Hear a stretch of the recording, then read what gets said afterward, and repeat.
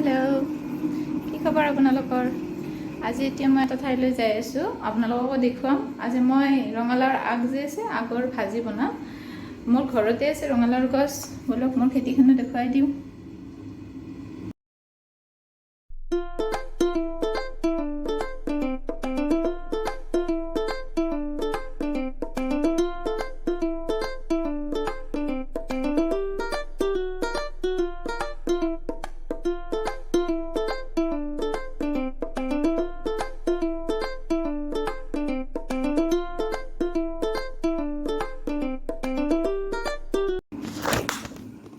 এয়া চাওক কিমান ৰঙালাওৰ আগ মোৰ নিজৰ খেতিৰ। এতিয়া এইখিনি মই ধুনীয়াকৈ বনাম, আৰু মই কেনেদৰে বনাওঁ আপোনালোকৰ লগত ৰেচিপিটো শ্বেয়াৰ কৰিম। বলক মোৰ লগত ৰঙালাওৰ আগবিলাক কাটোঁ।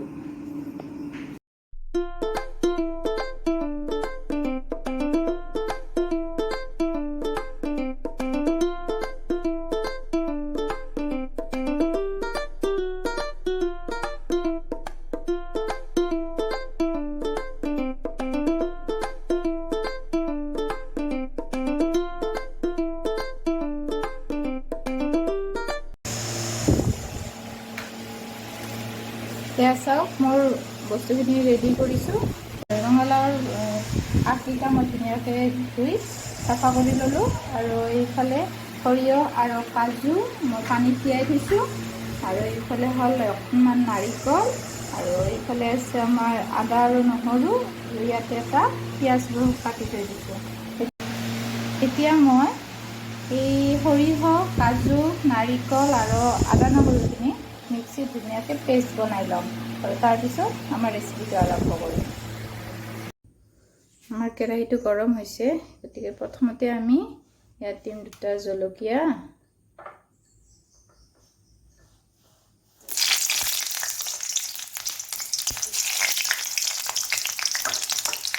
তাৰপিছত দিম আমাৰ কাটি থোৱা পিঁয়াজখিনি।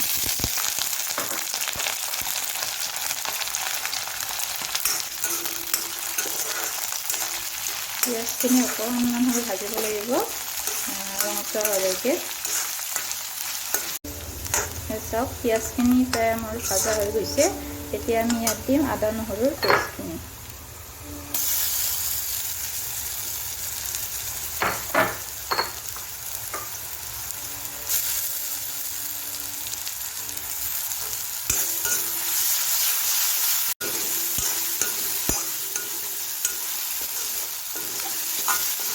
এতিয়া এইখিনি অকণমান ভাজিব লাগিব।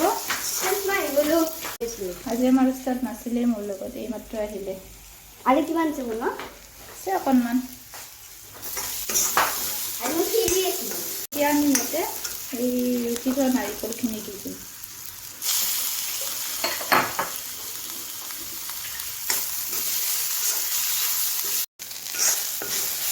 এতিয়া আমি ইয়াত দিম অকণমান হালধি গুড়ি,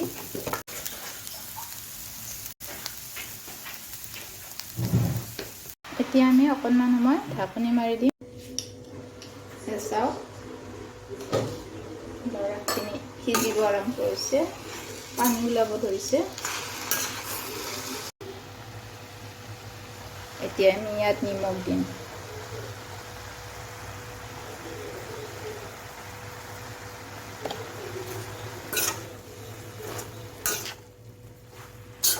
নিমখ দিয়াৰ পিছত এইখিনি আৰু ভালদৰে সিজিব আৰম্ভ হ'ব।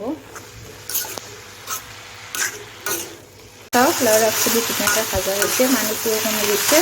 এতিয়া আমি ইয়াত দিম পেষ্টখিনি। অকণমান পানী মিক্স কৰি দিব।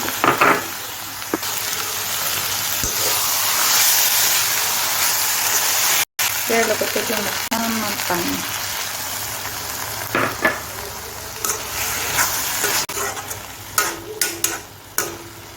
এতিয়া আমি পুনৰ ঢাকনি মাৰি এইখিনি সিজিবলৈ দিম।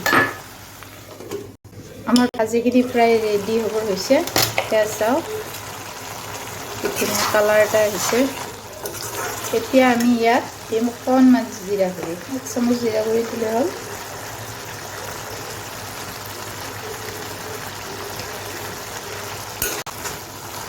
অকণমান জোল থাকিলে বেছি ভাল লাগে, সেইকাৰণে মই এইখিনি আৰু বেছি নাভাজোঁ, এনেকৈ নমাই থৈ দিম।